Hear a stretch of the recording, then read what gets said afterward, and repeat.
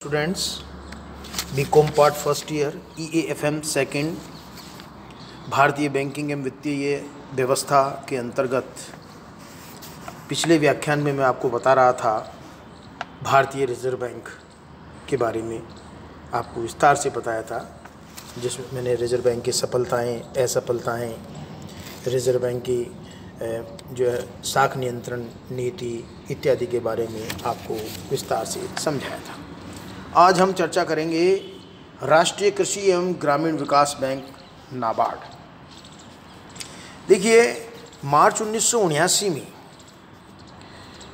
यानी कि 1979 में रिजर्व बैंक ने श्री वी शिवरमन की अध्यक्षता में एक समिति गठित की, जिसने 26 नवंबर 1979 को अपनी रिपोर्ट प्रस्तुत की। समिति ने कृषि पुनर्वित्त एवं विकास निगम को ग्रामीण साख एवं वित्त व्यवस्था के लिए असफल मानते हुए राष्ट्रीय कृषि एवं ग्रामीण विकास बैंक की स्थापना करने का सुझाव दिया। 12 जुलाई 1982 को भारत सरकार ने एक विधेयक पारित करके नाबार्ड की स्थापना कर दी। नाबार्ड के लिए भारत सरकार एवं रिजर्व बैंक द्वारा 50-50 करोड़ रुपए के सहयोग से 100 करोड़ रुपए प्रारंभिक पूंजी निर्धारित की गई। नाबार्ड के प्रमुख कार्य। नाबार्ड कृषि, लघु उद्योगों, कुटीर एवं ग्रामीण उद्योगों, ग्रामीण दस्तकारों एवं अन्य सहायक आर्थिक क्रियाओं के लिए सभी प्रकार की साख के लिए पुनर्वित्त उपलब्ध करवाकर कृषि एवं ग्रामीण विकास को गति देता है। यह बैंक कुटीर, लघु एवं ग्रामीण उद्योगों के विकास हेतु केंद्रीय सरकार, राज्य सरकारों एवं योजना आयोग के कार्यों में समन्वय भी स्थापित करता है। ऋण संबंधी आवश्यकताओं को पूरा करने के लिए यह बैंक भारत सरकार, विश्व बैंक व अन्य द्विपक्षीय एवं बहुपक्षीय एजेंसियों से धन प्राप्त करेगा। इसके अतिरिक्त यह बैंक ग्रामीण साख, दीर्घकालीन व स्थायीकरण कोषों एवं जनता से ऋण प्राप्त कर सकता है। अल्पकालीन कार्यों के लिए रिजर्व बैंक से भी ये ऋण ले सकता है। इसी तरह से राज्य सहकारी बैंक, क्षेत्रीय ग्रामीण बैंक, भूमि विकास बैंक आदि को दीर्घकालीन, मध्यकालीन और अल्पकालीन ऋण भी देता है। इसी तरह से ताकि वे सहकारी साख समितियों की अंशपूंजी में भाग ले सके, यह बैंक केंद्रीय सरकार द्वारा स्वीकृत किसी भी ग्रामीण विकास संस्था को ऋण दे सकता है एवं उसकी अंशपूंजी में भाग ले सकता है। यह बैंक कृषि एवं ग्रामीण विकास के लिए अनुसंधान कार्यों को बढ़ावा देता है। इसके लिए एक अनुसंधान एवं विकास कोष की स्थापना की गई है। यह बैंक विभिन्न क्षेत्रों के विकास के लिए कार्यक्रम निर्मित करता है। इन कार्यक्रमों के क्रियान्वयन मूल्यांकन का कार्य भी नाबार्ड द्वारा ही किया जाता है। सहकारी एवं ग्रामीण बैंकों को अपनी शाखाएं स्थापित करने या स्थान बदलने के लिए नाबार्ड के माध्यम से रिजर्व बैंक को आवेदन करना होता है। यह बैंक प्रादेशिक ग्रामीण बैंक व सहकारी बैंकों के निरीक्षण का कार्य भी करता है। इसी तरह से नाबार्ड की प्रबंध व्यवस्था है। नाबार्ड की प्रबंध व्यवस्था के अंतर्गत 13 संचालक सदस्य, एक प्रबंध निदेशक व एक अध्यक्ष होता है। संचालक मंडल में विभिन्न क्षेत्रों के विशेषज्ञों को भी सम्मिलित किया जाता है। संचालक मंडल में 2 सदस्य ऐसे चुने जाते हैं जो ग्रामीण अर्थव्यवस्था के विशेषज्ञ होते हैं। इसके अलावा 1 सदस्य व्यापारिक बैंक तथा 2 सदस्य राज्य सहकारी बैंकों की कार्य प्रणाली संबंधी अनुभव रखने वाले व्यक्ति होते हैं। संचालक मंडल में 3 सदस्य रिजर्व बैंक के संचालक मंडल में से सम्मिलित किए जाते हैं। इसमें 3 सदस्य केंद्र सरकार के अधिकारी एवं 2 सदस्य राज्य सरकार के अधिकारी होते हैं। इनकी नियुक्ति राष्ट्रीय बैंक अधिनियम 1961 की धारा 6 फर्स्ट के अंतर्गत की जाती है। नाबार्ड अधिनियम 1981 में वर्ष 2000 में संशोधन किया गया है। इसके अनुसार बैंक के निदेशक मंडल में राज्य सरकार के प्रतिनिधियों की संख्या 2 से बढ़ाकर 4 कर दी गई है तथा अन्य अंशधारियों के लिए 4 तक निर्देशक रखने का प्रावधान किया गया है। नाबार्ड को अब विकास बैंक का दर्जा दिया गया है तथा ये विदेशी मुद्रा में भी उधार दे सकते हैं। ये बैंक आधारभूत सुविधाओं के विकास के लिए राज्य सरकारों के अलावा व्यक्तियों एवं संस्थाओं को भी ऋण दे सकते हैं। बैंक को अपनी सहायक संस्थाएं स्थापित करने की भी छूट दी गई है। इसी तरह से संचालक मंडल के अध्यक्ष एवं प्रबंध संचालक का कार्यकाल अधिकतम 5 वर्ष होता है। संचालक मंडल के अन्य सदस्यों का कार्यकाल 3 वर्ष होता है। दैनिक कार्यों का संचालन करने के लिए एक कार्यकारी समिति होती है। यह समिति जो गठित होती है वो राष्ट्रीय बैंक अधिनियम 1961 की धारा 13 के अनुसार की गई है। यह समिति संचालन मंडल के निर्देशानुसार कार्य करती है। कार्यकारी समिति के अतिरिक्त एक सलाहकार परिषद का भी गठन किया जाता है। यह परिषद संचालक मंडल को विभिन्न मामलों में सलाह प्रदान करती है। सलाहकार परिषद रिजर्व बैंक द्वारा गठित कृषि शाख मंडल की तरह ही कार्य करता है।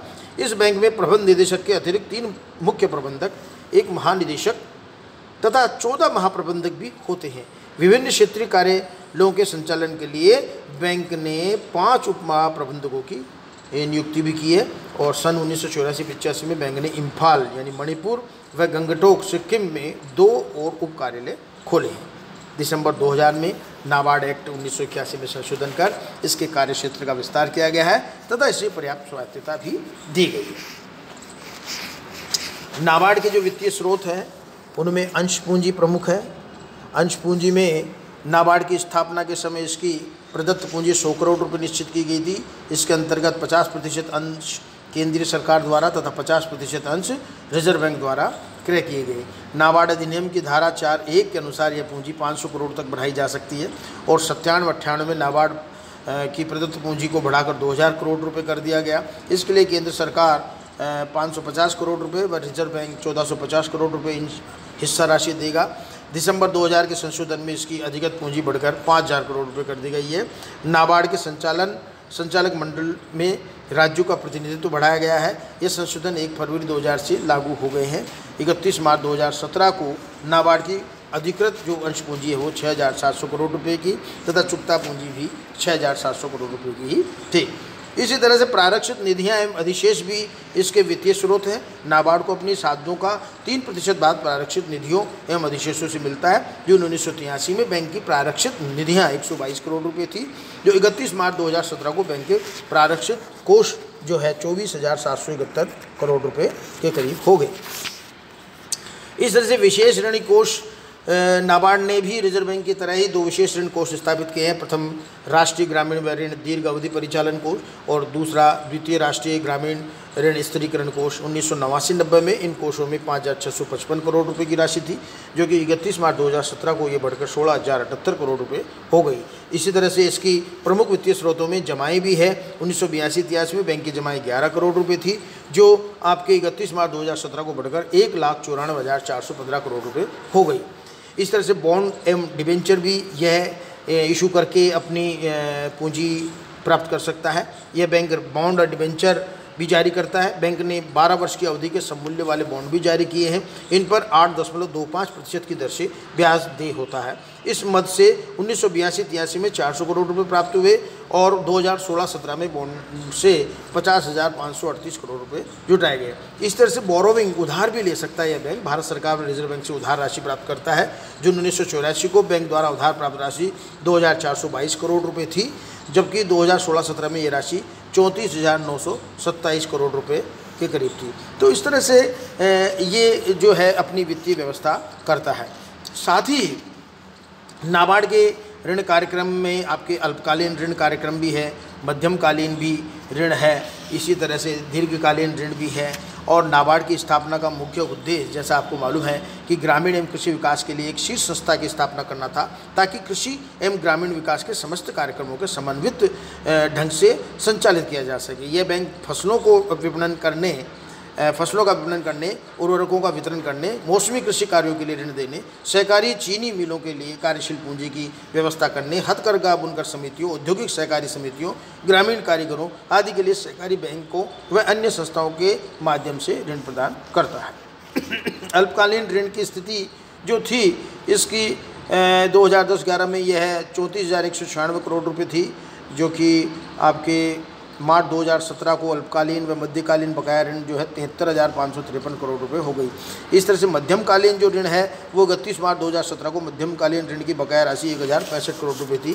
और दीर्घकालीन ऋण जो है वो 2016-17 में नाबार्ड ने विभिन्न संस्थाओं को दीर्घकालीन पुनर्वित्त प्रदान किया। 2015-16 में ये राशि 48,064 करोड़ रुपये थी, जो कि 2016-17 में 53,506 करोड़ रुपये हो गई। नाबार्ड की कार्य प्रगति भी काफ़ी महत्वपूर्ण है। और नाबार्ड ने काफ़ी योगदान दिया है। नाबार्ड अपनी विभिन्न गतियों द्वारा अपने दायित्वों का निर्वाह कर रहा है। 93-94 के दौरान बैंक ने 3,990 करोड़ रुपए के ऋण स्वीकार किए। 1994-95 में बैंक ने 4,034 करोड़ रुपए के ऋण स्वीकार किए गए। इस तरह से वर्ष 2008-9 में नाबार्ड की बकाया ऋण राशि 98,852 करोड़ रुपए रही। 31 मार्च 2017 को नाबार्ड की अल्पकालीन व मध्यकालीन बकाया ऋण राशि 73,553 करोड़ रुपए रही। 31 मार्च 2017 को दीर्घकालीन पुनर्वित्त बकाया ऋण राशि 1,05,207.49 करोड़ रुपए थी। तो इस प्रकार से नाबार्ड की जो कार्य की जो प्रगति है हमें देखने को मिल रही है। थैंक यू, धन्यवाद।